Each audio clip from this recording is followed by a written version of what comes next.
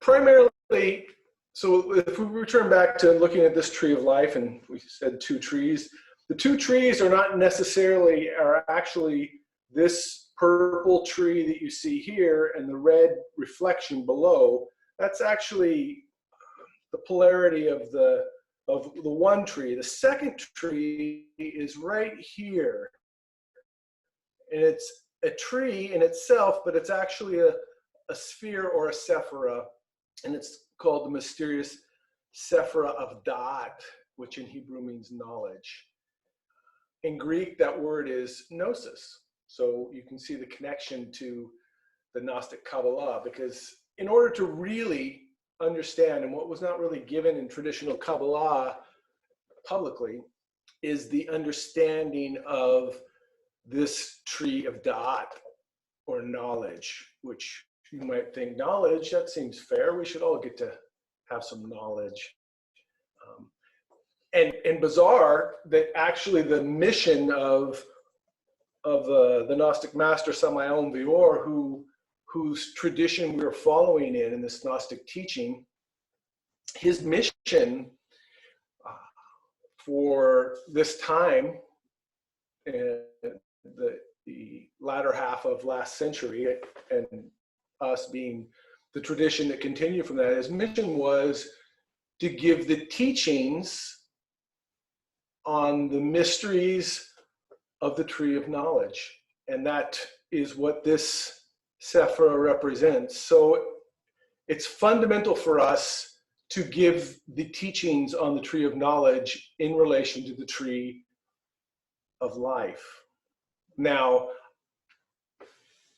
I tend to not be, and maybe I should give this up front, I tend to not be a linear or analytical thinker in this way.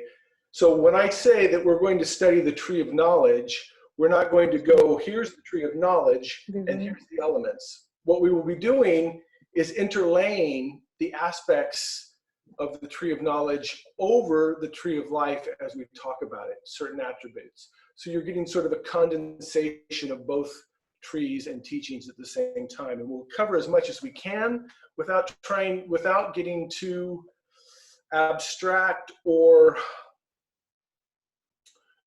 the term in the weeds, because especially as I reflect, as I invite all of us to do through all of our life, but when one records oneself, when the retrospection exercise is much easier to go back and look and realize, as I was saying, the difficulty that sometimes comes where trying to communicate where we're not intimately connected. And we have this feedback, and which is why, oddly enough, we've stated so often that we're not an online school, we're an in-person school, and this Gnostic teaching is to be given in an intimate setting, because we're going to cover some very intimate topics, and we, in the process, may contact something personal inside of ourselves, and that in the intimate setting, it allows us to communicate, to support, and to share, and build a sort of a secure center. And actually, these teachings, what we're doing is these public teachings to inspire and to get the curiosity about Gnosis as a path, so that we then invite, and we will have an invitation level later on, end of summer. July, probably, yeah. Well, beginning of summer. Is it getting closer? This time, that's weird. Anyway, and so we'll have an invitation level to open what we call the first chamber, where we can go into a very didactical, methodical. Yeah, methodical. I was thinking mythological and methodical together way of teaching and forming a group. And hopefully by then, we'll be able to meet together in the center in DC. Or it'll be a mix. Or well, most likely. Yeah. Hopefully. I can say hopefully. Yeah.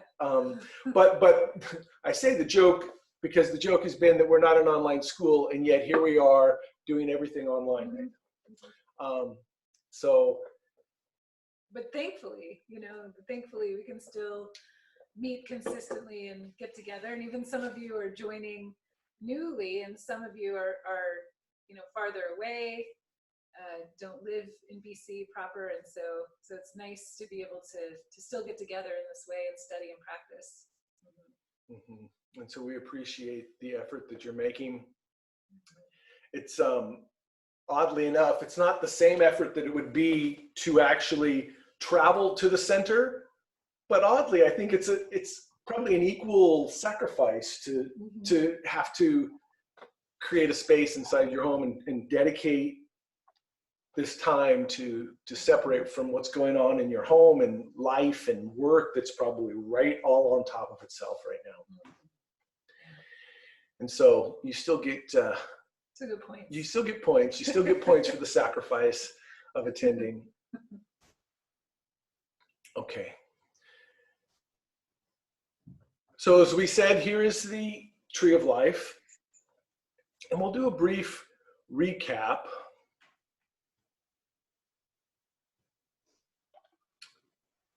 of what we hopefully covered previously.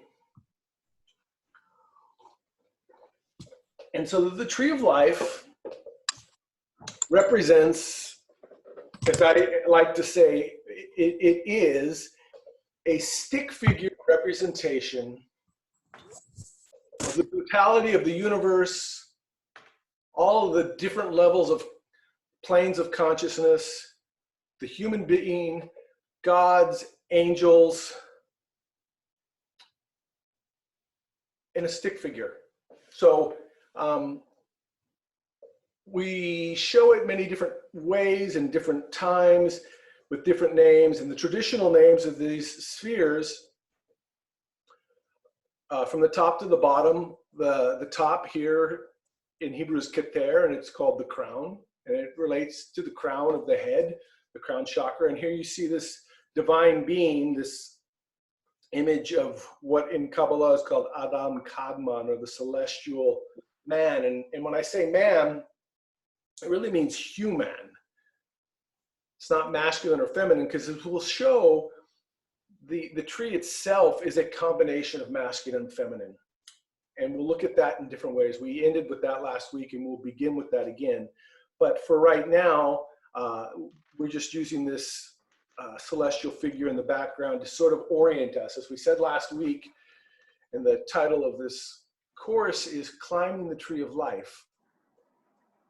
And in climbing the tree of life, the first things that we mentioned that were necessary were energy, the energy to do it, and orientation, so that we know where we are and how we go. Now we're going to move from that element as we look at the tree of life in the world of Asiya, or the world of matter and action, so that when we talk about energy, because in essence, energy and matter are inseparable.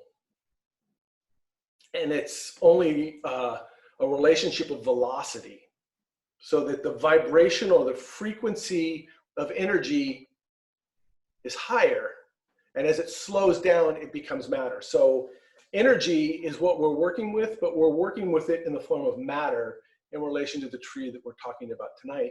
And we're going to show how the necessity of transmuting and transforming matter and energy. The second component was orientation, or finding orientation. In relation to this, we're going to use that word as orientation as location, which meaning to know where we are. Because it's impossible to go anywhere if we don't know where we are, where we're leaving from. I mean, we all have Google Maps or whatever other versions there are of that. And I don't know, there's certain points, and actually when we drive up to BC, it used to be, because we didn't know the way all the time. Once we'd crossed the border, you know, if we didn't have the Google Maps set to our destination, there's a void spot. And so there's, you know, several miles, I don't know, 5, 10, who knows, or meters kilometers. Sorry, we're working on this. We're from the States, and so we're trying to integrate this new terminology. We're all wrong. Yeah. Several kilometers where Google Maps is going, I don't know where you are. I don't know where we are. I don't know what's going on. It's like in a state of confusion.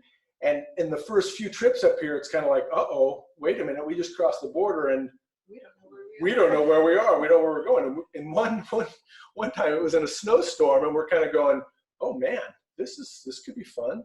But I'm just illustrating how important it is to have a location, to know where we are if we're going to understand where it is that we're going. So understanding the tree of life is really to help us understand where we are in this realm of creation. So let's continue. As I said, that it represents this divine being that has a spirit in the superior part, it has a soul in the middle part, and it has a body. And these are relative and dual. And I'm going to use terms that we've come Gnostically to associate with, but we'll begin with just the traditional terms. And the traditional terms, the name at the very top, the first aspect of creation is Keter, the Father, or the Ancient of Days. And Keter means crown. And you can see it represents the crown of this divine being, this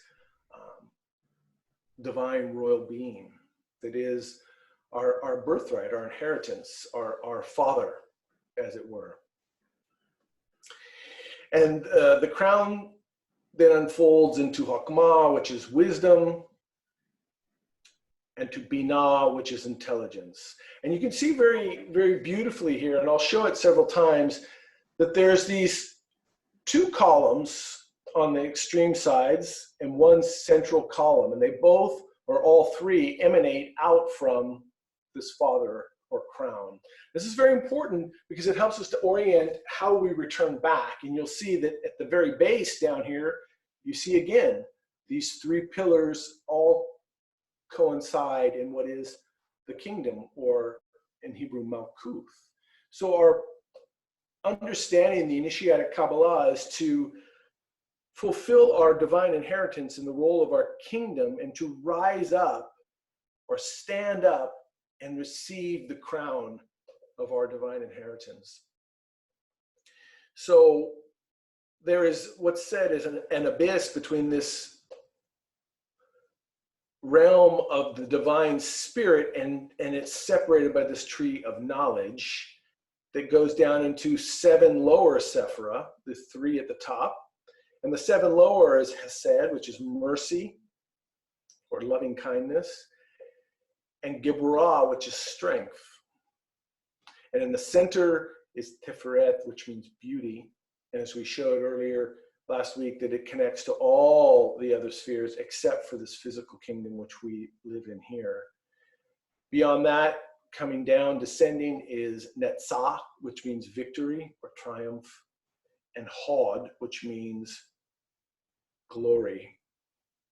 And then Yesod, which we will be talking about quite frequently, which means foundation. It's the foundation. As you see, also these 3 aspects all seem to coincide here for this tree itself, but it's also the foundation, or the 4th dimensional aspect, or the aspect of time in relation to the 3 dimensions of the kingdom of Malkuth, which is the physical world. Now, those are attributes, and those are the common names of the Sephira, and they relate primarily to this world of Asiya, which is the densest of the 4 materialized worlds, or 4 trees of life, which we'll show. But those terms seem a little abstract when you think about it. So we're going to relate it a little more connected to us as a physical being.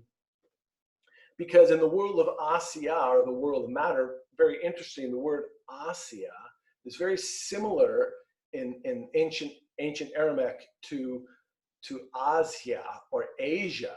And so we're going to look at this relationship of the churches that are in Asia that were spoken of in the book of Revelation that are really representations of churches or points of gathering of energy within the world of Asya, which is our physical body, because that story had a lot of levels, and one of those levels was the relationship of matter and energy as it processed inside the individual that's trying very desperately to awaken and to receive the Christ, which is this superior Trinity at the top that now I've shown in a relationship of wisdom of the Father, love of the Son, and power of the Holy Spirit. Not to be too Christian, but those terms really help us to understand this, what this relationship of this divine Trinity is, because this Trinity can be found in every tradition with different names, Brahma, Vishnu, Shiva, and we're going to even, if there's time tonight, we'll talk about in this Eastern tradition, Brahma, Vishnu, Shiva. It gives us a really good insight into the relationship of the mysteries of God, because it tells us that though we say commonly one side of this tree is positive or masculine, the left side is feminine or receptive, in reality, every sephira itself, because the unfolding of light as it descends, as I'm showing here, means that in relation to the sephira above it and the sephira below it, it is either masculine or feminine, because it's always giving and receiving at the same time.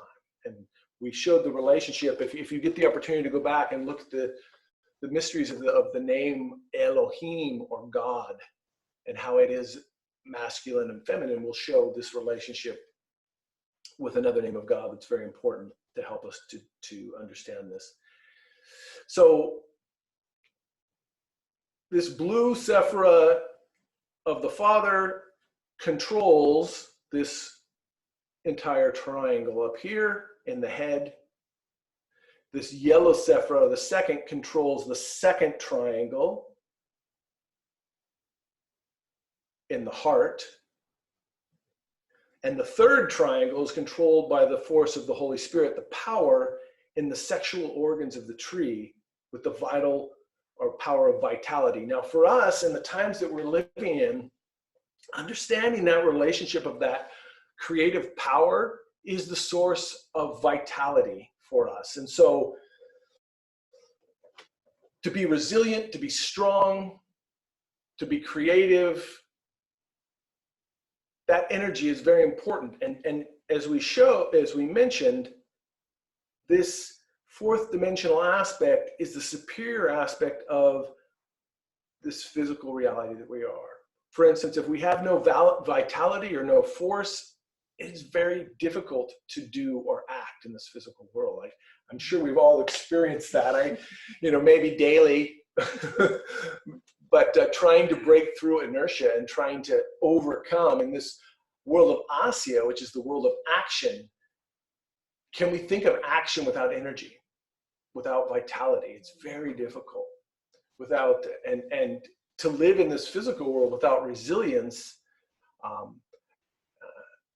is very complicated, very difficult to get things done. So we would say that in this, the wisdom of the Father acts through the head of the individual, and in relation to the world of Asya, this tree of life intimately relates to you and your physical body, so that the traditional relationship is the head here, the right arm, and we say right as we're looking at it. It's always the relationship of which way are the chakras spinning. Am I looking at them? Are they on me? This tree of life, though we're looking at it and looking at this individual, it's really supposed to be as if it's at our back. And so our right hand represents the right side of this tree, and the left is the left side of this tree as we look at it. So this world, which is now of the intimate spirit, here was the Holy Spirit that projects and divides through the knowledge, our mother, father, the relationship of our being, of our spirit, our intimate or personal Father that we can connect with very intimately. When we pray to our Father, we're usually praying to this sphere of Hesed, or in the East, Atman, the true self. We talk about, and I'm speaking to some because some people are familiar with this and some people are not, so trying to give a little bit something for everybody. But when we talk about Atman, the self, this is when we talk about self-remembering or remembering the self. It's this: remembering the divine presence of the being that's intimately connected to each one of us, but represents the right arm of the tree, where this sphere of Geburah represents the left arm of the tree. And this spirit unfolds with two souls. And these are the actual souls or counterparts of the soul that each of us have. The first is the conscious soul, or the divine soul, or the feminine soul. Consciousness in its essence has two poles, and one of them is feminine, which is receptive, and it relates to intuition. So that when we have a moment of intuition, we're actually connecting to that part of the tree. And in that state of intuition, as you see, we're very close to the Father, the intimate Father, our personal creator, as it were. That this divine feminine, that for many of us as initiates that are working, I know that this is the case, and when I have experiences with my divine soul, it often shows itself as my wife. So I have to treat her very special in the astral world, because you never know. But our soul is dual in nature. It has a feminine divine part, and then it has a masculine active part, which is the will. And as you see, this love of the sun controls this second triangle in the central column, which for us in the world of Asya represents our spine, which is so important for us to understand in relation to the work with movement of energy. And that love manifests through the heart of the tree through free will. Because the counterpart of that would be will that's been conditioned into desire. So we have free will and conditioned will. And when the will gets conditioned in desire, it gets taken to a lower aspect inside of ourselves. Because that desire isn't free. It wants to be gratified. It wants to be satisfied in relation to its desires. Just think of the food that you love the most. And I say love, I'll put it in the quotes, that you desire the most.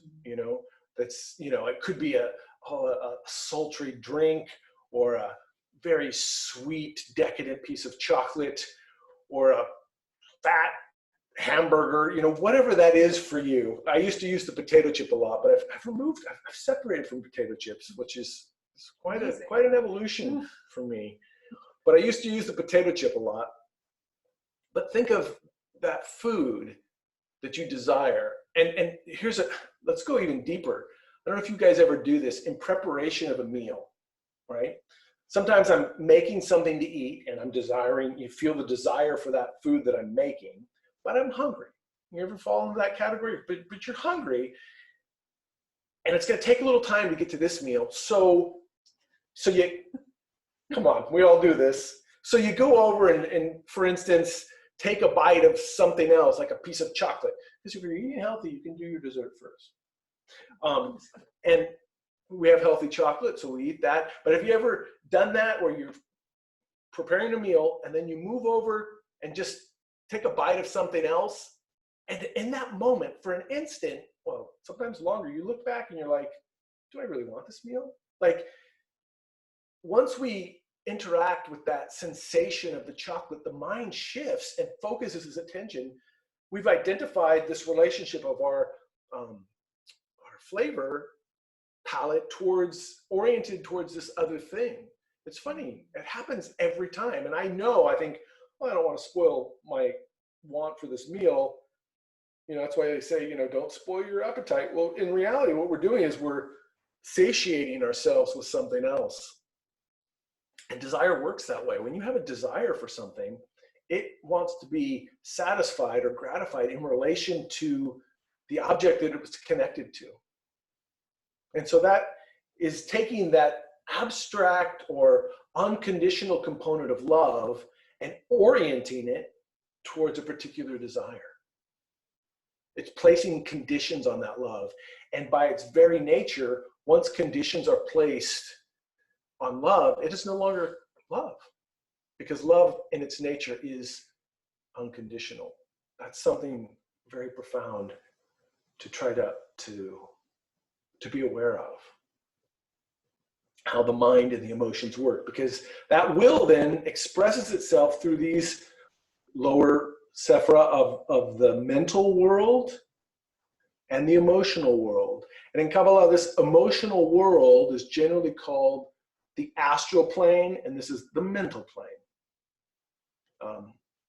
Astral means stars. It comes from stars, and because in this, our emotional reality, our emotional body, if you will, in its natural state, all of the heavens and all of the light that's been created reflects inside of our astral body. So we are actually an infinite in miniature, and the relationship of the macrocosm and the microcosm. That microcosm is our astral body, and it contains all of the created light. But it gets transformed by the way that we feel in a moment. I don't know about you, but we're not generally thinking we're walking through the stars. We're a universe where anything is possible. No, the desire and the lower emotions kind of tend to take over. And that's what we're going to work with this week in understanding, like we did last week, but we're going to continue in another way. And then, as we said, so you see these three, as we say, superior forces, or the three fundamental forces. The first force of the Father, the second force of the Son, and the third force of the Holy Spirit controls these three triangles. And so in the center, as we said, the head is controlled by the Father, the heart by the Son, and the sexual creative potential by the Holy Spirit, or the power of creation in the sexual organs. And then we have this physical world here at the very bottom. Just on a side note, this is called the logoic triangle, the triangle of the logos. This is the ethical triangle, where the real true values or ethics come from, which is our intimate spirit, our divine soul, and our human soul. This is the divine soul, the human soul, or will.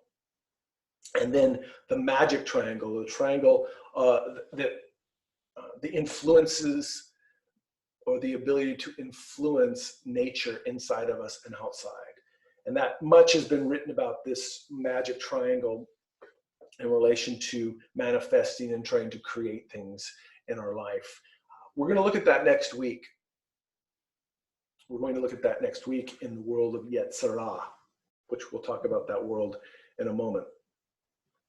Now, I did want to just touch on one more element on this recap that I showed last week, and I find it just amazing, the scenarios that overlap and interplay once we really understand the spiritual teachings. But this wheel of samsara, in essence, is a tree of life. It's very wonderful in that way. We may be able to see it. It's broken up numerically a little bit different, and I'm not going to get into it all right now. We're going to talk about the central hub in a moment as it relates to the world of action. But the thing I wanted to talk about, that in this world of this physical reality and time, and how those things interplay together, that in the wheel of samsara, or let's begin again. Let me go back to this physical world that I believe we've all been born into. As far as we know, I think everybody, even though we're virtually connecting, we're physical. And we believe this is real. This is what we call reality. And as I said last week, actually, the physical expression is less real. the higher you go up the tree, the more real things actually get. And it's sort of counterintuitive, which is not really intuitive, but counterintuitive, as we say, because things get more abstract as you go up, more dimensions. It's countermental. Countermental. Very good. Yeah. But something very interesting about this relationship to this physical world as it expresses in duality. I want you to think about this for a moment, and I'm going to come back to it again, but because of duality, right? And we've probably heard that term, and we probably understand duality because it's a separation of the tree of knowledge of good and evil. That's where that Sephira, it's a fallen Sephira, as we said, that means it's not in one of these three triangles. It actually, in a distant past, was part of this world of Yesod, but it totally materialized as we as human beings identified with matter. So that we took the element of energy and creation and slowed it down because we identified with it. We grabbed onto it and held it, fixed it. Not fixed like it was broken, but fixed it like we held it in place. And we did that with our minds and our emotions and our desire. And in this way, we materialized. So to see that relationship of materialization, we materialized in the physical world. And over time, we separated from the tree itself.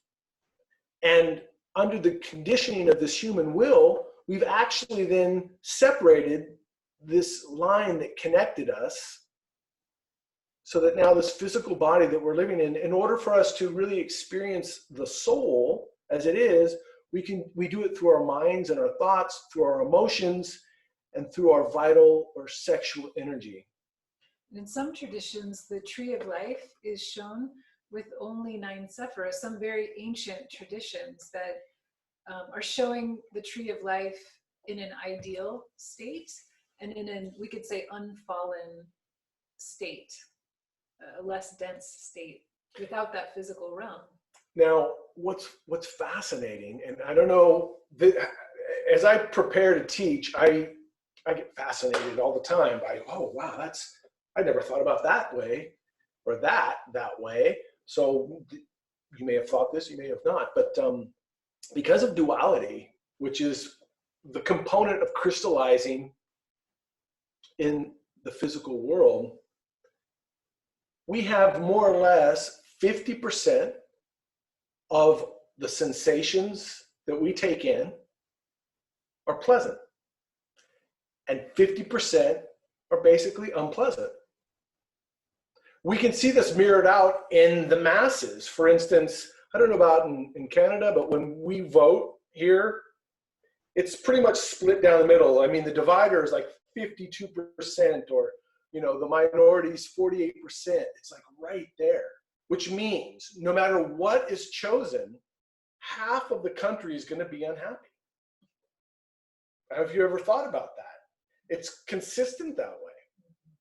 That we live in a world and we want to find peace and harmony, but you have to realize, because of the state that we are in this physical world, materialized through relativity and duality,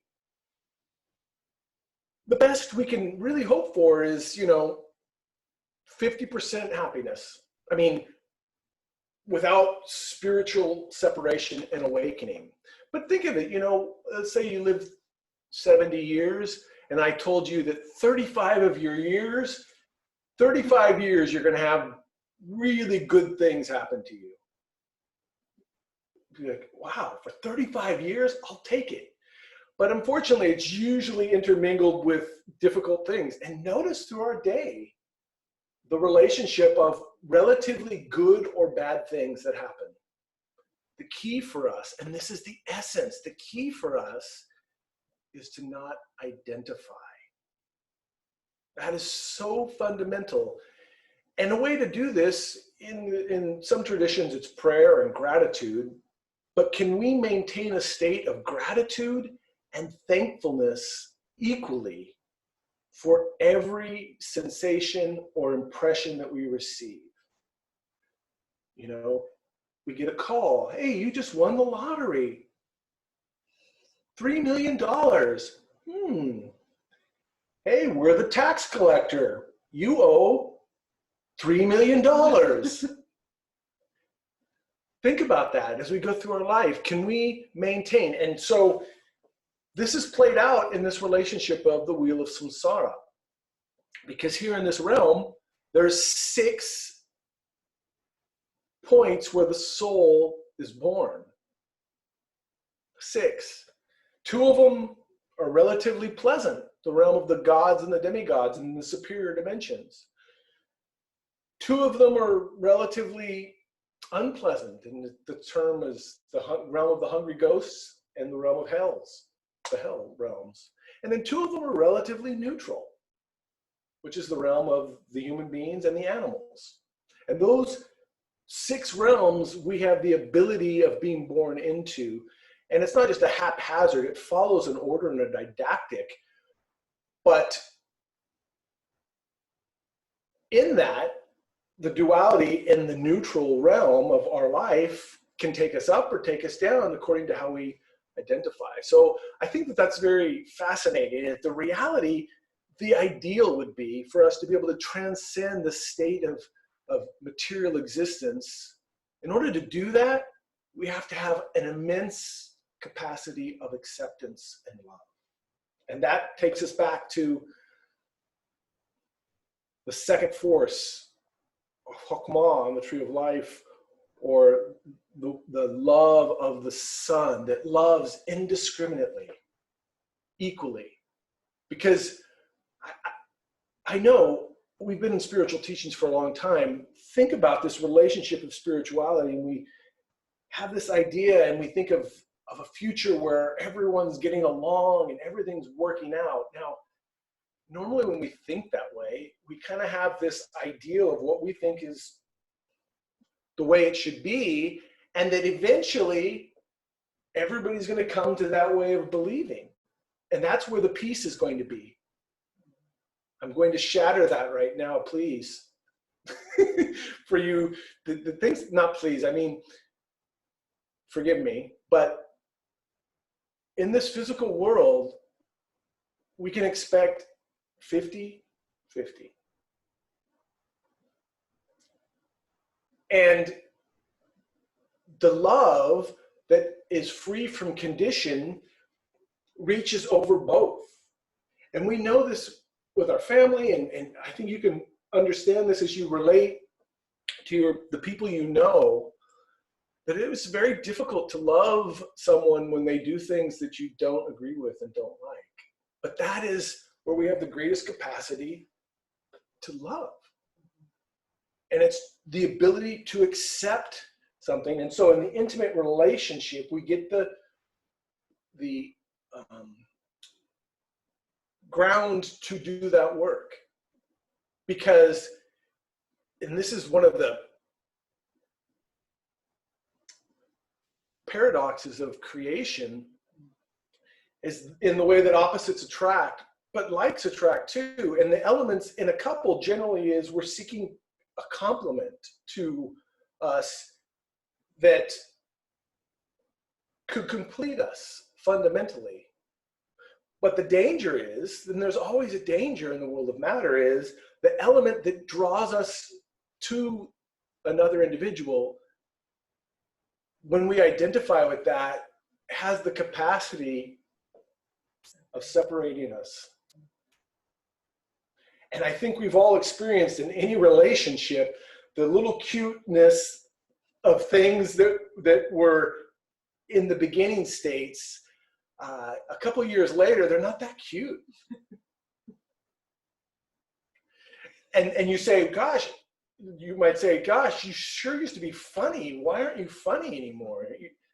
You know, it's that relationship, you know, because we don't change too much in those fields. But what happens is we identify with certain elements. And so if we were able to just accept, and I don't mean to bum everybody out, because you might say, that's not my experience, and it may not be. But if we could accept that half of every interaction that I'm going to carry out today is is going to be potentially unpleasant. And we can accept that and have an attitude of that this is my opportunity to transform, and meet that with love and try each impression. Thank you. Thank you. There's a term that's used in Gnosticism that Master Samael mentions. It's a kind of extreme, but they have the ability to kiss the whip of the executioner. Now, we think physically, okay, I could grab that thing and kiss it. But the want to do that, and to do it with love and compassion. And you see why Jesus, as a symbol of this love from the cross, praying for those that are persecuting him, and not just empty words, but really feeling and asking for forgiveness, because it wasn't he that was suffering as much as the individuals that were screaming for his death, because they didn't comprehend what it is that they were in front of. But we have to try to find that for ourselves in the minute details of our life.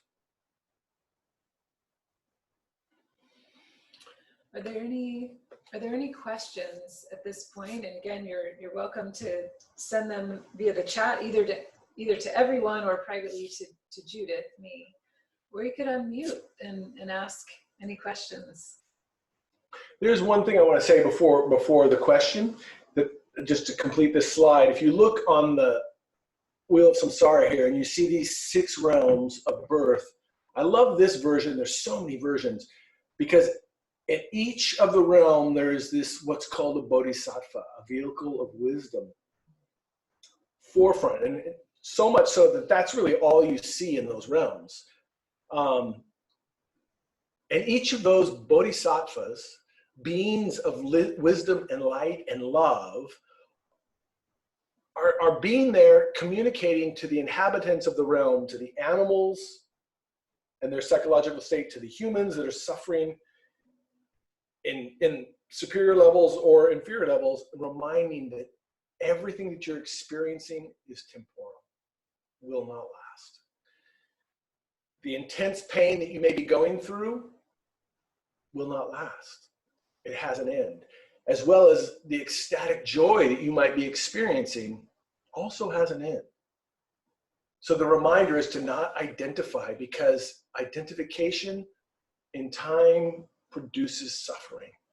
And that's the essence of what this wheel and the teachings of the Buddha Gautama told us, and we'll apply that to the physical world as we go on. So now, yes, if there are any questions or things in relation to what we've talked about, we'd love to hear.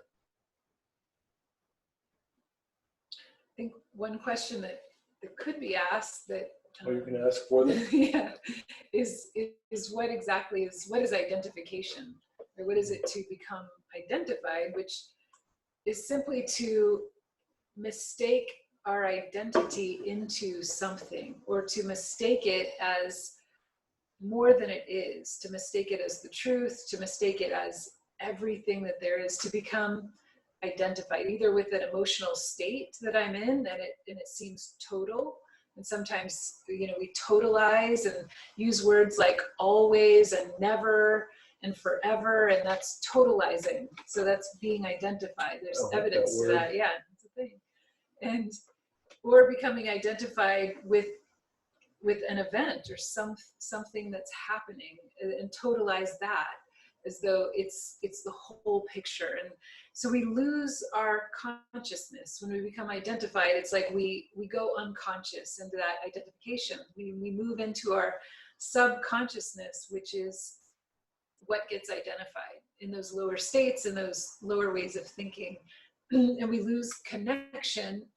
For however long we're identified, we lose connection with our consciousness, which is the one that's able to see the bigger picture and take things in context. So we become identified, and the path of identification is first identification, then fascination, or an active participation with that identification. And the third step for sure is sleep, a state of psychological sleep. And hypnosis. And we can certainly live a whole day, a whole week, a whole month, or a whole life in that state. We could have left non-identification at a really young age, and without these kinds of teachings, or ever hearing about the consciousness, or ever being trained in something like meditation, you could sleep and be identified for an entire human lifetime.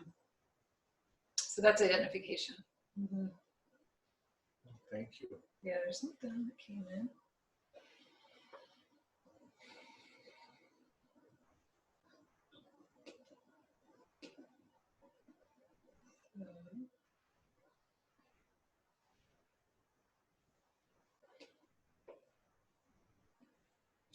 As you're looking, I'm going to go to this very common idea in Gnosticism.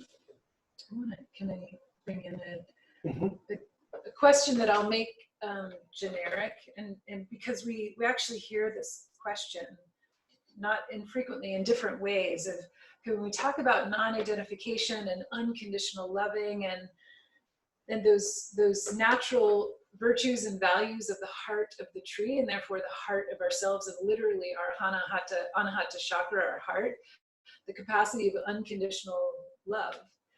And then the question comes up, wait a minute, what about that person who was abusive towards me? What about the narcissist who took advantage of me or hurt somebody that I love? What about them? You know, how am I supposed to be in relationship with those types of people? And it goes back to the same topic of identification or non-identification. And because when we're in touch with our consciousness and the heart of ourselves, our own consciousness and our being, which is in the heart of our tree and we can access through our own heart, then we have that ethic, that true ethic of the being, or the value of really being able to see someone with compassion. We have that value, that virtue, that ethic, the natural ethic of compassion, which is not submission, which is not being trodden over, which is not, then because I have compassion for a 5-year-old doesn't mean I let them do anything they want anytime and eat whatever they want. That's a love, like that's on the columns of the tree that Jeffrey talked about last week. There's mercy and there's justice, and they need to be balanced. They're equilibrated through the center, the middle way of consciousness. And mercy without justice or rigor or discipline is chaos. And so we don't fall into that trap of mistaking that as love.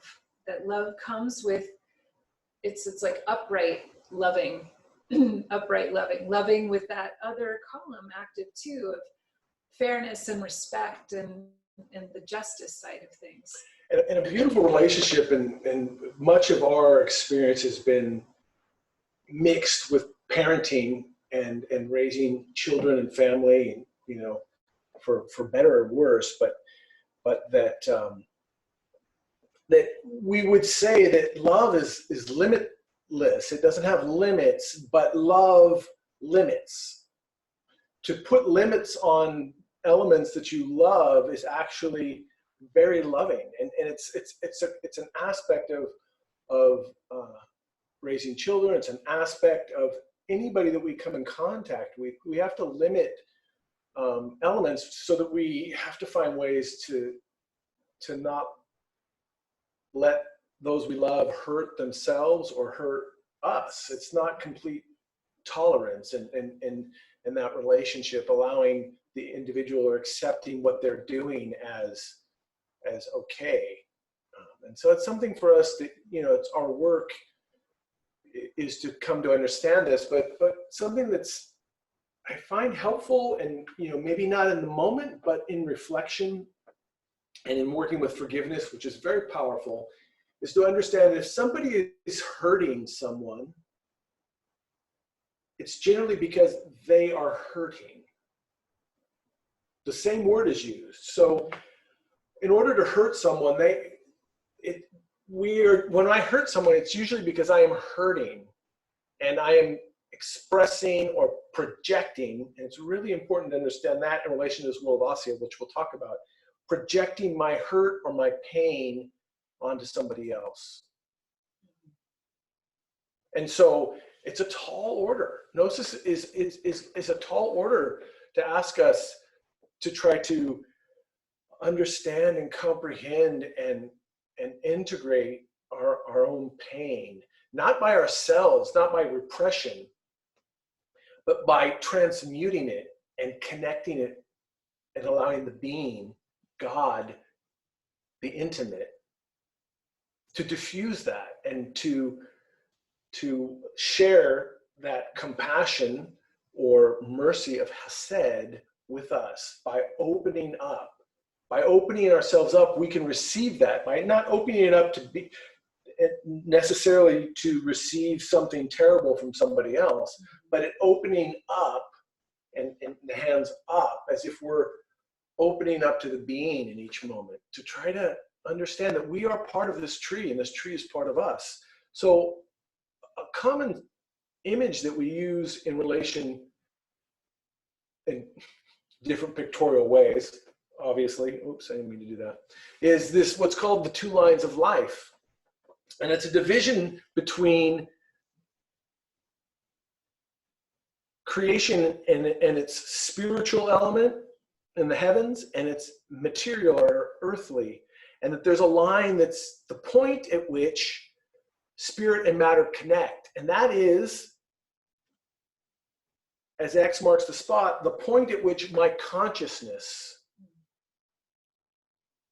comprehends, and the level that my consciousness comprehends equates to my level of being or my level of spirit and matter relationship. So in very simple terms, we have the ability to see and find the spirit in the material, or we can materialize the spirit according to our desires, and then we find ourselves lower in this realm.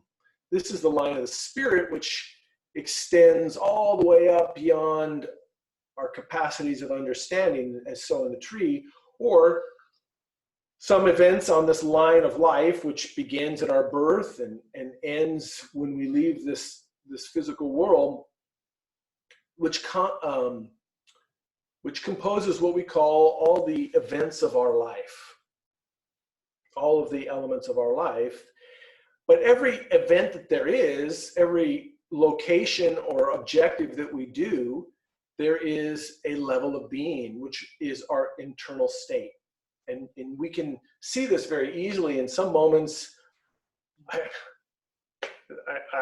marvel at this all the time. There's moments where I feel overwhelmed and under the influence of a situation. It's like, oh, I feel it's hopeless, or you wake up or you're going to bed at the end of the day just reflecting on all that you needed to do and maybe didn't get done. And we feel that pressure. And this time, I think that's a buildup a lot, is feeling the pressure. Every time there's another email that I need to respond to, or a thing that I need to do. And when I go to do it, that 50% good and 50% bad takes place. And half the time it's difficult and half the time it's easy. But that builds up. And what's so amazing is that in one moment, I can feel really down. And then later in the day or the next day, the circumstances are really essentially the same and I can feel okay, right? So what is that?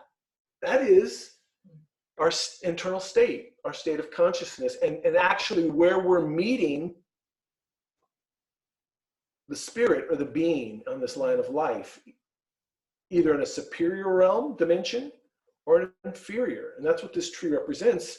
Here is the inferior materialization of the spirit beyond its point of creation. Can I say something? Sure. In relation to the question that was asked, and again gets asked so often of okay, we want to understand love, and what is it to love, and what is it to be loving?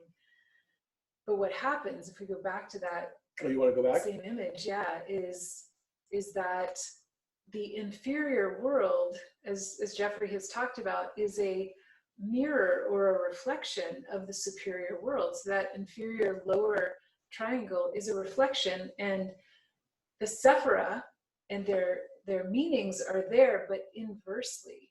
And so in our own subconsciousness, in our own internal abyss, or our subconscious and unconscious and infraconsciousness, the realm of Hakma, the second sephira from the top, that sphere of love that holds the value and the ethics of love in our own consciousness, is inferiorized or put into a shadow of anti-love, but the consciousness gets confused in those lower realms, becomes subject to the conditioning of how we were raised, what modeling we saw of love that may or may not have been healthy, what people are calling normal, what movies we might have grown up watching, and the impressions that we took in as we were growing up and learning and curious about what it is to love, has put us,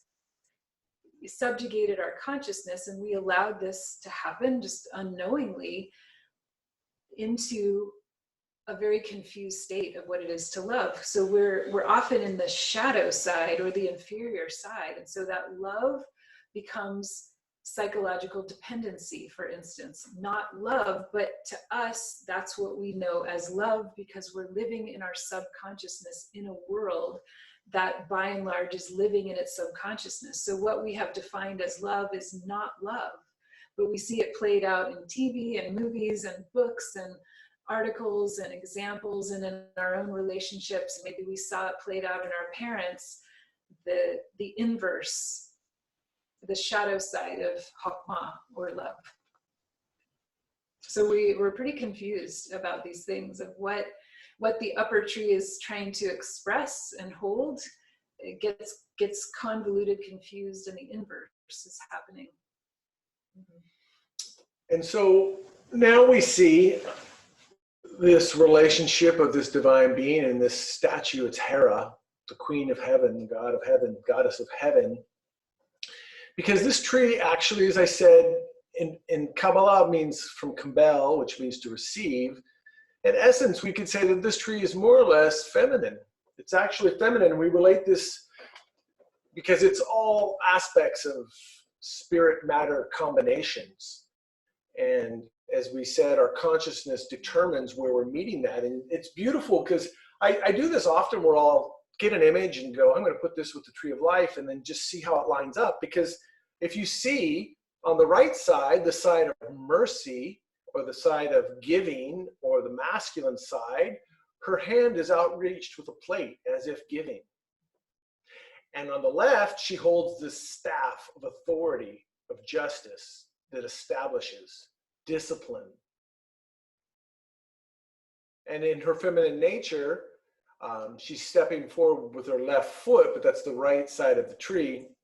And that as the tree expresses itself in duality, and the world of Asya, which we're in, is how does that duality in this physical body represent, and how it relates to time. In order for there to be time, there has to be duality. And let me explain that. Time is a representation between 2 points. So that's duality right there. This happened, then this happened, and then after that, this happened. So we're actually, as an individual, set up perfectly to experience duality, because though we have the crown of the head, how do we think? We think with the 2 hemispheres of the brain, the right and the left. And oddly enough, in this relationship of reflection, the left, oh, I'm on the wrong side, sorry. Yeah. I'm sorry. The left side of the brain controls the right side of the body, and the right side of the brain controls the left side of the body. And it also, balances logic and intuition, or critical analytical thinking and artistic creative thinking. And we have, in relation to the chest, we have two lungs that balance with the heart in the center, where the two hemispheres are balanced by the crown. The heart brings and receives all of the toxins from the body, that then the heart, through the lungs, those toxins are taken out, and then fresh air is brought back in. We have here in this lower sphere, in relation to the elements of water, which we can talk about, is the two kidneys that purify the waters.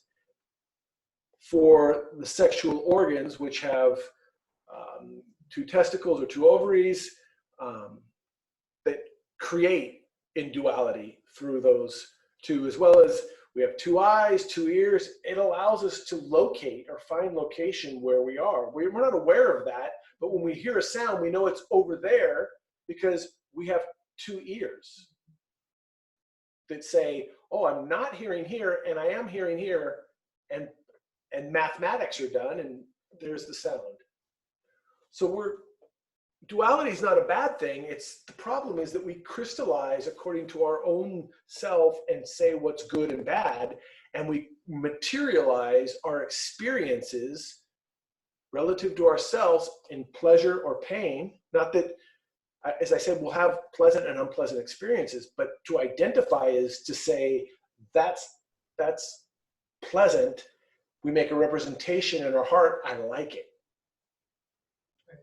Or I want it. Or we have an unpleasant experience and we say, I don't like it, I don't want it. And so we're continually doing this. And I know old Dr. Doodle, he had the animal to push me, pull you, which was a llama with heads on both sides. We can't go anywhere. If 50% of our experiences are relatively bad and 50% are relatively good, the best we can do is help for stasis, nothing. Doesn't cost which is impossible in creation. So we need the third force. We need the consciousness to mitigate that. We need the heart. We need the crown, and we need the sexual organs. And so that's we're going to go deeper into that next week. But that is in essence the element of the tree of knowledge of good and evil, which is in relation to the sexual mysteries or the mysteries of creation.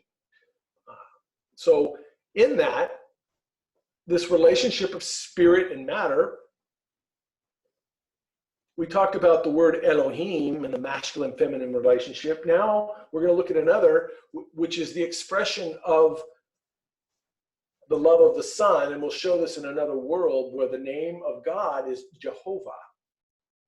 And let's break from whatever we heard or thought about that, and let's look at what Jehovah actually means. It is also, again, a masculine and feminine combination. It's a trinity expressed materially. And so this symbol here is the combination of Shiva Shakti. It's the combination of spirit and matter, Purusha and Prakriti. And it is this combination that makes all life possible. But what we notice that's so beautiful is this is an example of non-identification. And because of the non-identification, it allows the creation process to continue and to unfold without losing oneself or losing the energy of creation. So as this relates to the name Jehovah, which is written from right to left in Hebrew, this Yod, Hey, Vau, Hey. Esoterically, and this may seem blasphemous to the uninitiated, but it's actually the essence of the mysteries of what this God of love represents. That the Yod represents the masculine principle, the Hey, this womb, represents the feminine, this projection of the first in the Vau is the phallus, and this fourth represents the uterus. And that's the God that creates in the Old Testament, Jehovah Elohim, which means Lord God is translated as, but both of those words represent masculine and feminine principles united together. Now, how can we practically work with this? We've probably heard of the relationship of tantric breathing, or breathing in a way that we transform or transmute the elements. So as we are here, let's take a comfortable spot, and I'm going to show you this relationship as in relation to the breath. So the first element, the yod, is an inhalation that is active because you're inhaling. The second is feminine, where we pause and relax. The third, again, is active, but this time out. And the fourth is repeated, pause. Now, breathing this way naturally and normally, especially under times of identification or difficulty. What was it that our friend said, Dan said, about how many breaths away from peace or harmony? Their family had this term that they're always, I want to say 10. That sounds like a lot. I think they said 3, but I was like, come on. But that we should always be 3. We'll go with 3. 3 breaths away, with 3 cycles of this away from balance. The breath helps us because the breath connects us to the spirit. To respirate or respirit is to inspirate, means in spirit, bring the spirit, which is the symbol of the air, if you remember in the middle of the tree of life of the lungs, into us. So imagine when we're breathing, that's what you're feeling. And now let's recite this, not in terms of Yehovah, but just inhale and imagine we're breathing up to the head. Pause, relax the body, and then breathe down to the heart equally. Pause, relax, inhale. Pause, relax, exhale. Pause, relax. Inhale.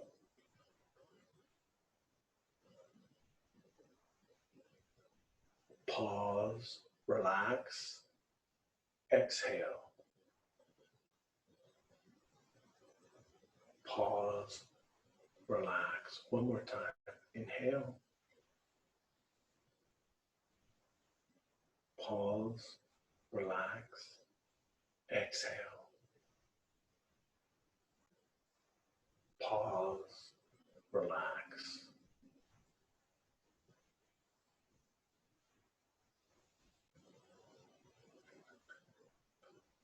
I think we did it 4 times and it worked for me. So, and this would be a great time to ask for questions, but I'm not going to. It would be a great time, but rarely do I do what's great. There's a question for later. Okay, yeah, we'll try to make time for questions, but I'm going to give an answer because I noticed this right away. When I breathe this way, from almost the first breath, that inhalation, pause, exhalation, and right there, generally at the bottom, the pause, I feel, if you want to know that grasping, what is the difference between desire and relaxation is, you feel it right there. Oh, I need to breathe in.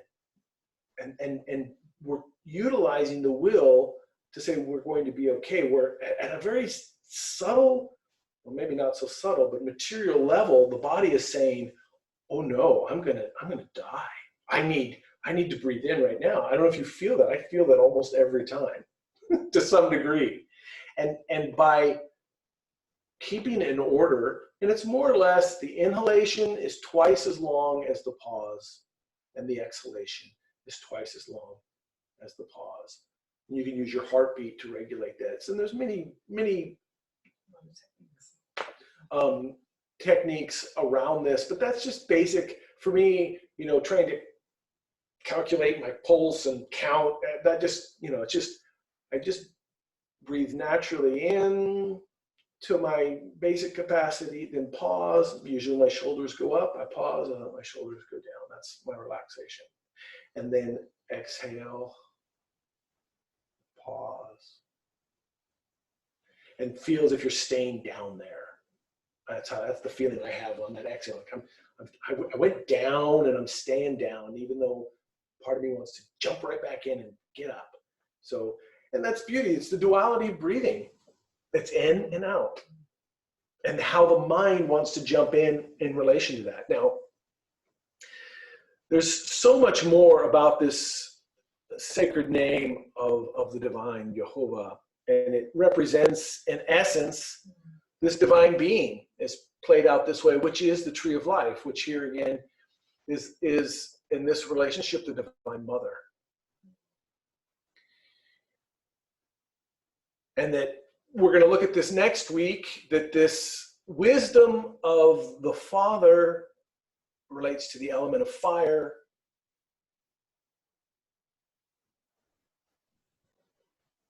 The love of the Son relates to the element air in the chest, and the power of the Holy Spirit, the waters.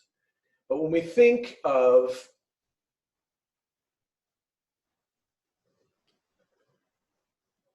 matter in the material world, we automatically start to connect this relationship of four. And I'll talk about that in a second. I just realized there was one more slide I wish I would have shown here, just to bring this thing full circle. Is that this Jehovah is a trinity where you have this relationship of the three forces here, and then the fourth is a repetition of the second. So it's a trinity expressed in four. And that's actually, as individuals, as a physical body, we are a trinity expressed in four. We have a mind, heart, and a brain or an organization of action in a fourth element, which is the physical body. In relation to this, it expresses itself in the superior realm in the most complete way in the first three forces that we talked about that emerge from the absolute creation as Yod, He, Vav. And then the fourth He is a repetition, like a cycle, which is the womb from which it was developed, grown from, birthed from. Just like this physical world that I will show down here, and the etheric world that it was born from. So I just wanted to show that this holy name of God relates to the superior transformed element that we have inside of us working to transform. So we, as a physical body, just like this tree of life has 3 spheres and then 7 spheres, we have 3 main nervous systems that work together with the spine: cerebral spinal system, nervous system, the sympathetic and the parasympathetic nervous systems. We'll look more in that as we go on. And then 7 main systems, but within those 7 systems, the one that we're more communicating to tonight, and we will work with, is the endocrine system and the 7 main endocrine glands. Because that is how we're going to really transform and work with this healing of this physical body and start that first phase of climbing the tree. So I just wanted to show that. So can I bring in? So that does help us to relate with a question that came in. That's a type of question that we hear, and it's someone who has studied in a different tradition of Kabbalah, where there involves some invocations to entities that may be related with ourselves or the human being, but are also outside of ourselves. And so we could say a kind of a classic magical or magic work approach to something like the Tree of Life. And so we take a different approach in Gnosis, in that this whole Tree of Life is an expression, a glyph, not only of the universe, but of our own consciousness and our own soul and our own intimate being. And that's what's truly relevant. And only when we're working with our own elements within, with the basic elements from which all creation, from which all matter is created, is the element of fire and water and air and earth. And we are the element of earth. And each of those elements has a psychological and spiritual component that is relevant. It's not outside of us, it's inside of us. And until we're working with those elements in a psychological, practical way over a period of time, it's actually unsafe, frankly, to be working with any other types of magic, because we ourselves don't have those elements working and balanced inside of ourselves. And so we're kind of playing with fire and playing with water and playing with air. And if you've ever been near a tornado, you know that playing with the forces of air, when you don't really know where you are, or you don't really have that element inside of you to be balanced in relationship with that element outside of you, or if you've ever been pushed by a really strong ocean wave, you know that playing with water, when you don't know how to navigate it and you're in the ocean, is not wise. You know, it's endangering ourselves. So we actually don't really agree with teachings that are working in that way right off the bat, you know. And yeah, because the danger in that is really, we have to understand orientation and location of the Tree of Life. And if we have not really worked to have a deep understanding of love and desire is continually materializing. So that's the realm of magic, is materializing according to our desires, or invoking according to our desires. And we in the Gnostic tradition, the magic and the more esoteric practices are reserved for later, because this is an esoteric teaching, which means we need to learn how to enter into those sacred spaces, not just because we have a sacred space and we deem it so, but because we have become sacred. And something that Master Samael, the Gnostic Master, says often is, for every step we take towards a faculty, one must take 1,000 steps towards sanctity. And humility. So we focus from that point of view first and foremost, and the other elements, and because the real works of high magic, we don't do them, our being does them. So our work is to connect with the being and let the being allow us to experience his magic, his miracles, her miracles, our Divine Mother's miracles. And so part of the practice that we're going to have tonight, we're going to give, is to try to connect to the Divine Mother. And so I'll just say the person who asked the question said they felt uncomfortable with those invocation type of practices, trying to invoke these, you know, whether angels or entities or beings. And I would say that discomfort was your own intuition, was your own heart speaking to you saying, this doesn't feel right. You know, there's something inappropriate about this. And it probably was not appropriate. So that we can, this will help us to understand that there are, as we said, 4 worlds in this expression. And we showed last week the ray of creation, or the light that creates. So here you see it, and it creates first in this superior world. And why it's so important for us to understand the mixture the creative energies of Da'at is because that force of Da'at is where the superior world or superior realm or the unknown manifests into the known. So this glyph shows it, and it's what I think is very beautiful is that as we see, if you remember this tree of life as a human being, and here's Da'at, the mysteries of the tree of knowledge, and here's Yesod, the sexual creative component, that as the tree unfolds, the creative potential of the first world becomes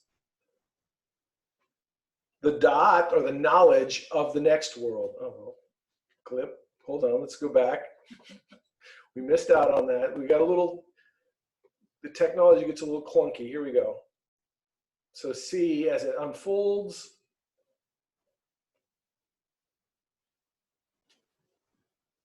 so repeat it again. I will. The Yesod becomes. So as you see here, this tree of life, the Yesod or the sexual creative components of that tree becomes the tree of knowledge for the next world, and its sexual creative component becomes the tree of knowledge for the next world, and its sexual creative component becomes the tree of knowledge of this world. And these four worlds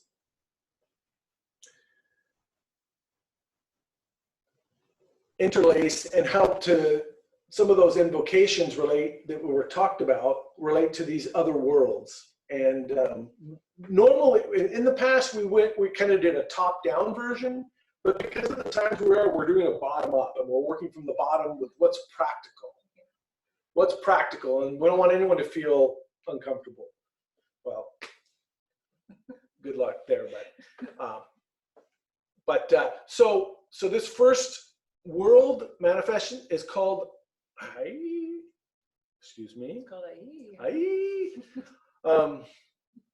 Buttons. Let's get back here. Is Atzaluth, which in Hebrew means proximity. It's the closest aspect of the superior creation. It's the world of emanations, and that's the world of divine archetypes. And there it said that God acts directly. In Gnosis, the term they used to use, the Gnostics, was the pleroma. The next manifested world is the world of Bria, which Bria means creation. It's the world of creation, and it's the world of systems. And there, God acts through archangels. We'll talk more about that as we go on, but it's the world of systems, patterns, structures, scenarios. It's nature itself. So you start to see the superior being that creates, then forms structures and patterns in the world that we live. And I don't know if you've ever reflected on this, if you've stared and let your vision drift a little bit and stared into maybe the top of a lake or an ocean, and you see sort of the patterns that the waves take. And if you stare into the sand or the earth, you see the similar patterns, even though it's different elements of nature. And that fire moves in similar patterns if we could only abstract ourselves a way to see. It's a pattern or a matrix, if you will, of creation. And that's what Bria manifests. But it's not just mechanical patterns or fractals, as it were, but there's actual divine intelligence behind that. But in order to understand that intelligence, we're going to work up to that and to communicate what the archangels are. The world of Yetzirah, which means formation, is very important for us in this work. It's probably, in relation to Asya, which we're talking about tonight, it's probably the most important, because they work together. And that's the world of forms or formation. Forms such as thoughts, such as emotions, such as ideas and or concepts. Because that's the world of beliefs, but it's also the world of faith too, to understand how our beliefs dictate the messages that we're receiving. And so this is where God acts through angels. So we have the divine God, the one God, which is composed of all gods and goddesses, acting through its prime arc or first or primary forces in the patterns that it sets forth, then through the formations that form on those patterns, legions of, as it were, angels under the command of those archangels. So I'm kind of mystifying and demystifying. Is it working? Well, you just said something really interesting. The one God that contains all gods and goddesses. So as Jeffrey talked about last week, the word Elohim, that is a Hebrew word that to English just gets translated as God, which is usually conceived as masculine, but Elohim means gods and goddesses. And so in Gnosis we say we are monistic polytheists, which is a koan, right? A confusing, enigmatic statement to be the one God containing all gods and goddesses, or to be monistic polytheists. But that's how it is. So we'll just leave it there. Yeah. And so in essence, the word angel that we have comes from angeloi, but angel, El, if you remember from last week, we talked about El means God, and angel or ang is the root that means message or messenger of God. But these messages actually, in the world of formation, the world of Yetzirah, are the messages that come into our minds, into our emotions, and also the ones that we project out, the stories that we're telling, the psychological songs that we're singing. So it's really important to understand this relationship, and that represents to the triangle of magic, again, that will show this relationship. But we are talking primarily tonight about the world of Asya, or the mixture or the condensation of all of the forces of all of this creation in the material world. Well, now God acts through the zodiac, through the planets, through the chakras inside of us. That's God inside of us. But in reality, in the physical world, those chakras are actually the endocrine glands and organs that we have in our body. They're related. Yeah. The chakras are really in the astral body. They have counterparts in each of the bodies, because each of those sephira also relate to bodies that we can crystallize in the superior dimensions, which we'll talk about in subsequent classes. But the blossoming of those chakras in the physical world are the glands and the organs.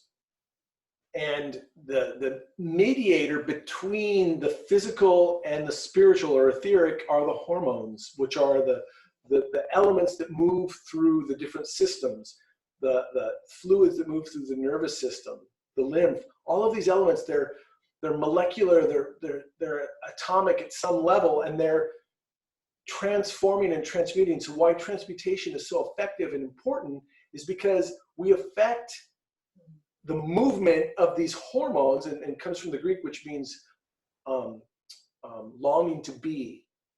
The impulse to be is what the hormone means. And it causes all through the nervous system to activate and restrict all of the impulses of the body. And in the world of this material Asya that we're in, we then crystallize as we're born into the physical world from the spiritual, born in the physical, in relation to the different laws, like we talked about in relation to Tarot in the past course, but the law of 12, the law of 7, and the law of 3. And actually, on one hand, it's a beautiful expression of all the diversity of reality of natures, but it's almost like a cruel joke, because we live in a world where under the influence, there are 12 different signs that we're born under, each with different perspectives, which then crystallize in 7 different psychologies under the law of 7, with also fear and dishonesty that mix into that, and 3 different types of expression: those who feel themselves more naturally in the intellect, those who feel themselves more naturally in the emotion, and those who feel themselves more naturally in the body of action. So those combinations create a series of different viewpoints that are rarely ever going to be completely aligned. So you see why we need to really work with love, because if we're trying to change other people so that we can love them, we're gonna suffer a lot. So we have to really work on acceptance of ourselves and others, so that we can, because without love, we don't complement one another, like as complementation, or comprehend. What we do is we contradict, and we have conflict. So, but the world of Asya allows us to feel that influence so that we can resolve the contradictions and conflicts inside of ourselves. Now, each of these worlds has a relationship, as we showed before, with one of these triangles. The world of Atzilut is relation to the world, to the superior triangle here. Bria to the second triangle here. Yetzirah to this third triangle. And then this final world, as we said, fallen, separated, is the world of Asya. And the relationship of matter, right off the bat, we understand that there are 4 types of matter, 4 states. There's solid, liquid, gas, and the little talked about plasma, which is matter at such a temperature that it's beyond gas. And here's the beauty. That makes up most of the matter in the universe, but we don't experience it here on the planet Earth. It relates to the superior spatial nebula energy light of the universe. But also, we have the 4 kingdoms in this world of Malkuth: the animal, vegetable, and mineral and human kingdoms. Now, because that number 4 plays so much in the relationship of matter, the symbol is usually a square. But the most superior transformation of that is the cross. So we're trying to convert the square into a cross through consciousness. Not cross like just the Christian cross, but that cross is the basic symbol in this understanding. It's the 2 lines of life, and the intersection is where we are. This also relates to the 4 elements, which we'll talk about next week, how these elements come into formation, but how first do we as an individual in this physical world come into formation? Well, the shape that we have, in addition to protective layers of fat, the shape that we have is governed by the organs. That's why we look the way we do. It's so that we can, not that this is super attractive, it's just that that's the way I can put all the organs I need into a body to do what this human needs to do. And the shape of the organs is constructed by the cells that are fulfilling their role and that shape takes. The cells are formed by the molecules, and these are just relationships now. And the molecules are formed by atoms. And the atom is on the threshold between the physical and etheric realm. And that's why in physics, as we understand, we see the particles disappearing. And we deal with probabilities. It's because they're on the precipice of that world of the etheric world. Barely physical. And beyond that is the electronic world, or it's the world of the electron. And the electron plays the role because that's the one that's moving in and out. And that is the element that is dictating what an atom is, the more electrons that it has. Now,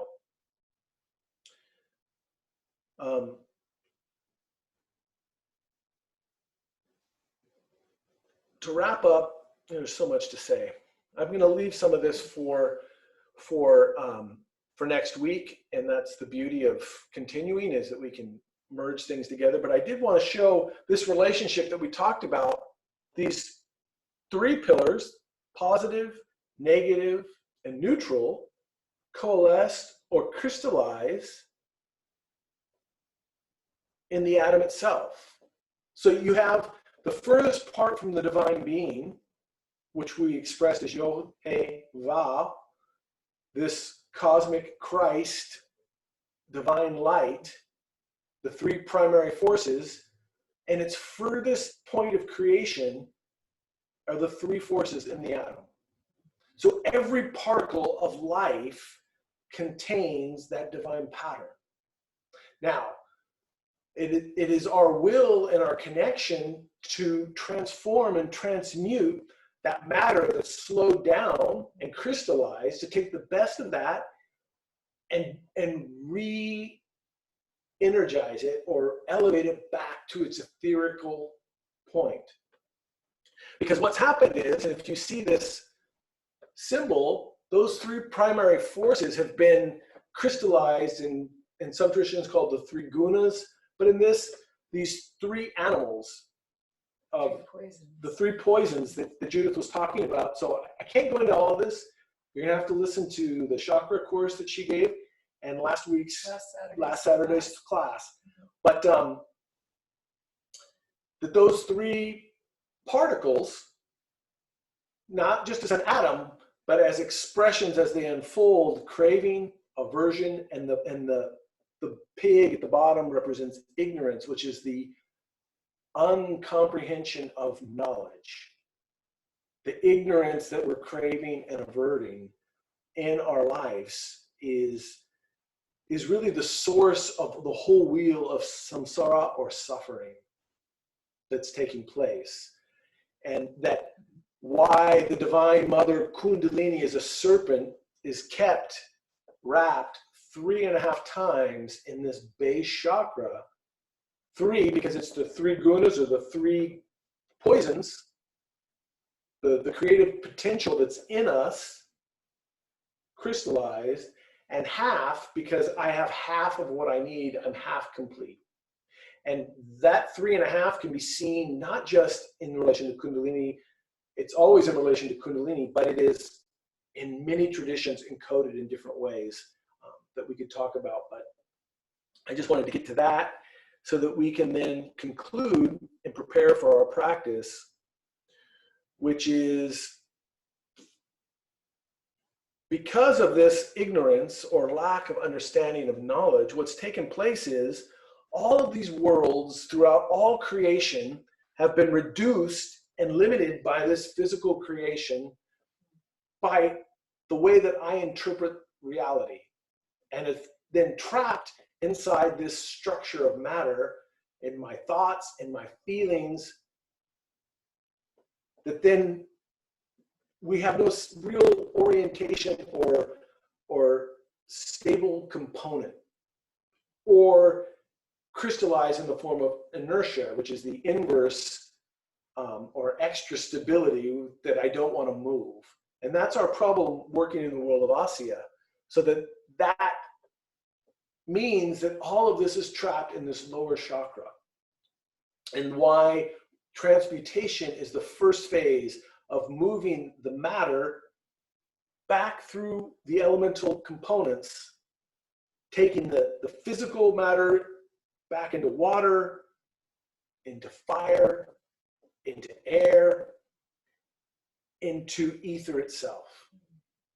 And that's what we're doing when we're working with the chakras and we're transmuting, is through our consciousness, this is the magic that we have to begin with, is to transform and dematerialize the matter, make something disappear, make that matter move into the etheric world, where it then can go into the world of Yetzirah, which is the world of formation, and start to form a new creature, a new being according to new laws, and closer, more closely related to our Divine Mother and our Divine Being.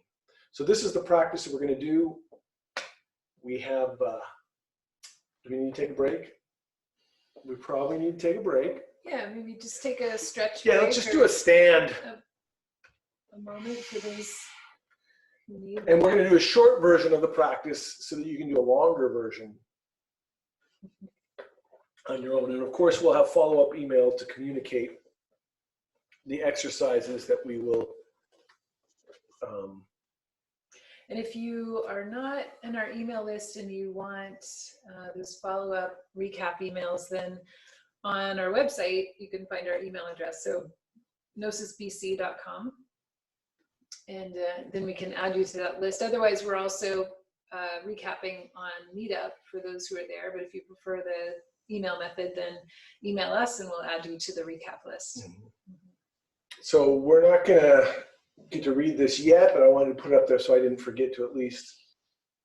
I will guide us through this practice, this meditation, which you can integrate to your nightly practice.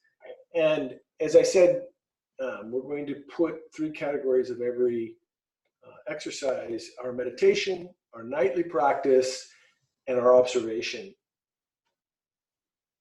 The meditation is what we're going to do now, and you can integrate that into your nightly practice and then fall asleep praying for intimate connection with your Divine Mother, Divine Goddess, or spiritual goddess, whatever term, Divine Feminine. So follow along. If you've been in the chakra course or classes, you've heard these mantras in one way or another. But what we're going to do is, using that 4-part breathing, we're inhaling and then putting our attention in the base chakra and sound the syllable related, which I will state, and we'll move then into the breath to the next chakra, to the next chakra, to the heart, and we're going to include the lungs, the throat, and the third eye. And once we get there, we're going to pause and then invoke the divine love of the divine light, of that element of the sun that we talked about, in the name Inri, and then we're going to inversely pull that light down all the way back to the sexual center. So let's take 3 breaths in that 4 parts as we talked about. Inhale. Pause. Exhale. Pause. Inhale. Pause. Relax. Exhale. Pause. Relax. Lastly, inhale. Pause. Relax. Exhale.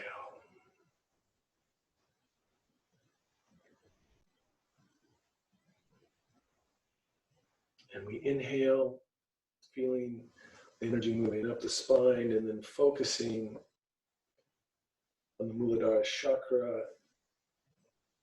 directly between the legs. Mantra S.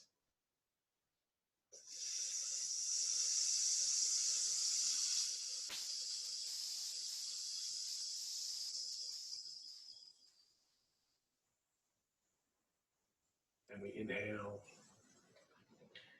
and place our attention to move that activated energy into the waters of life at the navel.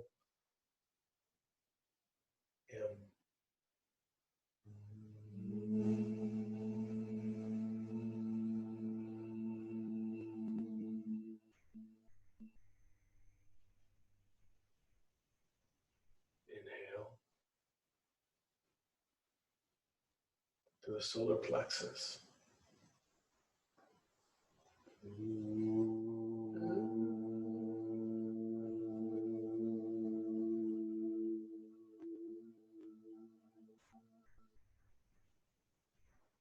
From the fire, the solar plexus, we go to the heart, the air. Oh. Oh.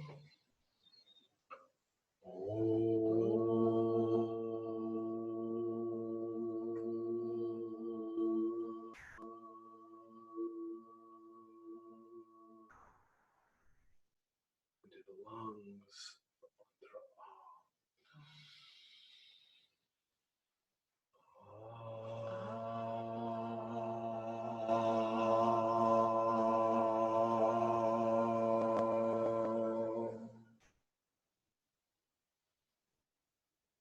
Throat,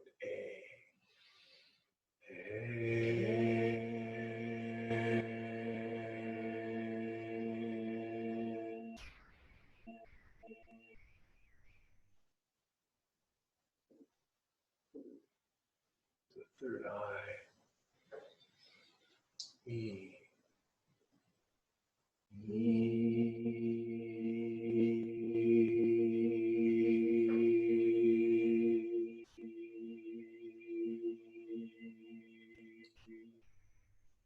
Pause. Essentially, climb the physical tree of life in our spine, and let us now open and pray for the light to come down into our head, Inri. I-N-R-I, Inri.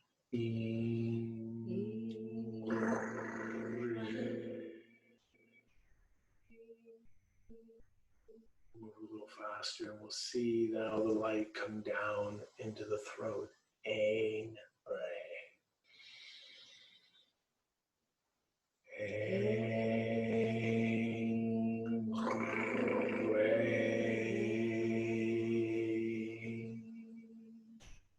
the light comes and fills the chest and the lungs. On.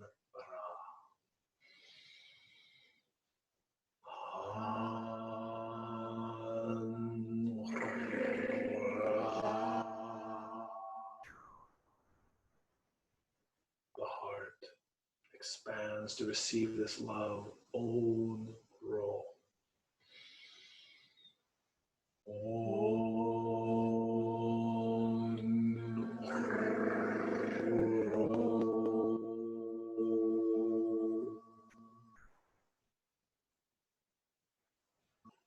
And now fills the solar plexus. Un ru.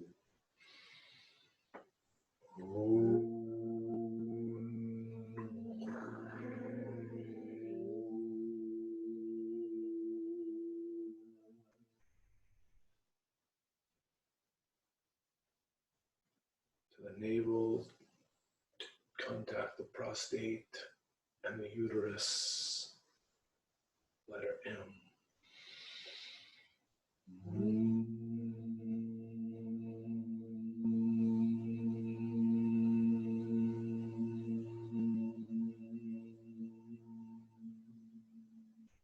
And lastly, back to the sexual organs, to the testicles and the ovaries, the mantra S, integrating this light.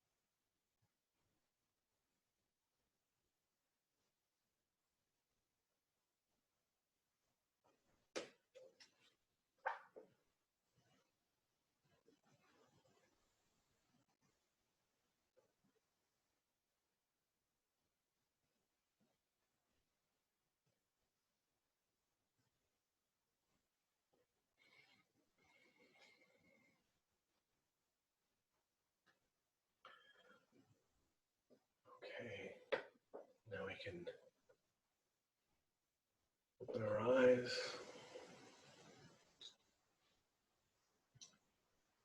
This concludes for us the class.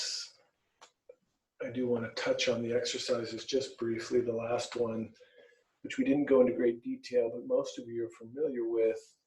Our observation or our daily reflection is to carry out the practice of subject-object location, meaning in each moment to be aware of myself as a subject, aware of my objective, what I'm doing, so who I am, what I'm doing, and location, where I'm doing it. Noticing the objects around you, trying to divide our attention into 3 parts to keep us in the present moment. And the work is to attempt to not identify with anything. Notice when I feel I want this thing, to notice it. When I feel that I don't want this thing, notice it and not push away or pull towards with our psychology. And we'll go deeper into this next week and talk about this relationship of the sexual energy and its electromagnetic process. So. And there's a guided practice with talk and explanation on subject-object location practice on our website in the resources, guided practices section if you're interested in getting some instruction on that practice. So it was really good to see you. I see Leandre as well. Hello. And we didn't say hello. Didn't have, the full picture. Hello. How are you doing, sir? I'm doing good. Good. Very good. How about you? Very, very good. Good. So we want to continue, this is not continue, but this is the end of officially the class. And so you have 1 minute officially, but we understand if you need to leave, that's great. But anyone wants to stick around and ask a question or make a comment, that's definitely great. But for those that need to leave, we say goodbye and thank you so much for dedicating this time in this moment. But we'll stay here to answer questions that may